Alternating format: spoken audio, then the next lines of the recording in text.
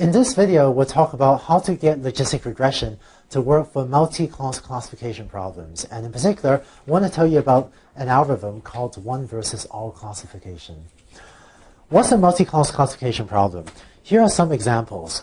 Let's say you want a learning algorithm to automatically put your email into different folders or to automatically tag your emails. So you might have different folders or different tags for work email, email from your friends, email from your family, and emails about your hobby.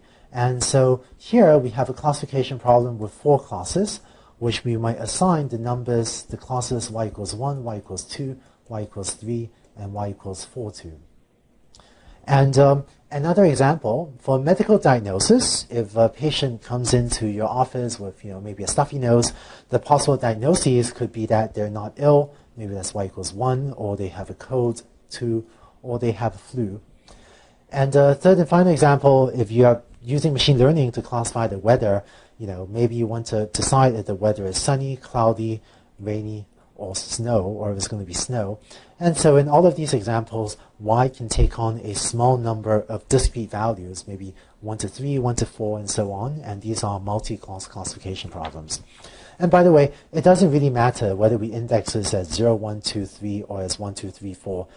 I tend to index my classes starting from 1 rather than starting from 0, but either way works, and it really doesn't matter. Whereas previously, for a binary classification problem, our data sets look like this. For a multi-class classification problem, our data sets may look like this, where here I'm using 3 different symbols to represent our 3 classes. So the question is, given a data set with 3 classes, where this is an example of one class, that's an example of a different class, and that's an example of yet a third class, how do we get a learning algorithm to work for the setting? We already know how to do binary classification. Using logistic regression, we know how to, maybe fit a straight line to separate the positive and negative classes. Using an idea called one versus all classification, we can then take this and make it work for multi-class classification as well. Here's how one versus all classification works, and this is also sometimes called one versus rest.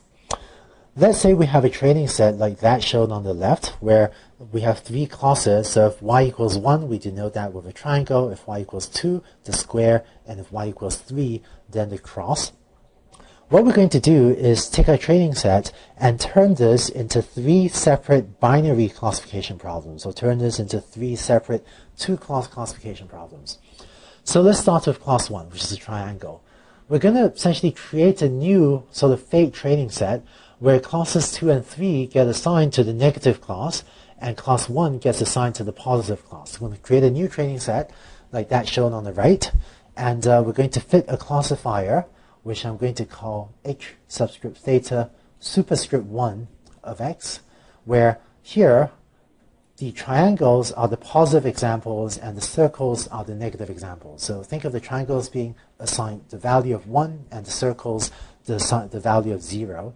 And we're just going to train a standard logistic regression classifier, and maybe that will give us a decision boundary that looks like that.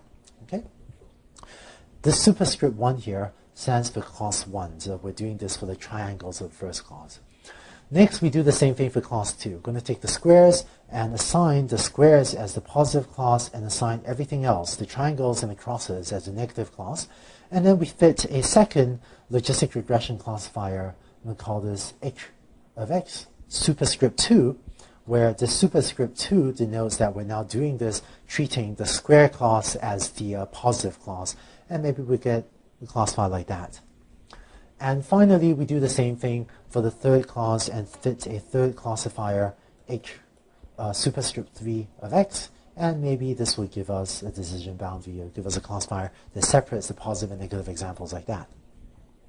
So to summarize, what we've done is we've fit 3 classifiers. So for I equals 1, 2, 3, we've fit a classifier h superscript I subscript theta of x that's trying to estimate what is the probability that y is equal to class I given x and parameterized by theta, right? So in the first instance, for this first one up here, this classifier was learning to recognize the triangles. So it's thinking of the triangles as a positive class. So h superscript 1 is essentially trying to estimate what is the probability that the y is equal to 1 given x and parameterized by theta.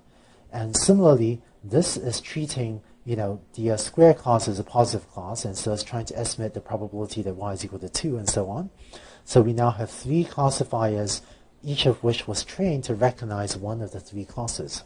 Just to summarize, what we've done is we want to train a logistic regression classifier, h superscript I of x for each class I to predict the probability that y is equal to I. Finally, to make a prediction, when we're given a new input x and we want to make a prediction, what we do is we just run all, let's say run all 3 of our classifiers on the input x, and we then pick the class I that maximizes the 3. So we just basically pick the classifier, pick whichever one of the 3 classifiers is most confident or sort of most enthusiastically says that it thinks it has the right class. So whichever value of I gives us the highest probability, we then predict y to be that value. So that's it for multi-class classification and one versus all method. And with this little method, you can now take the logistic regression classifier and make it work on multi-class classification problems as well.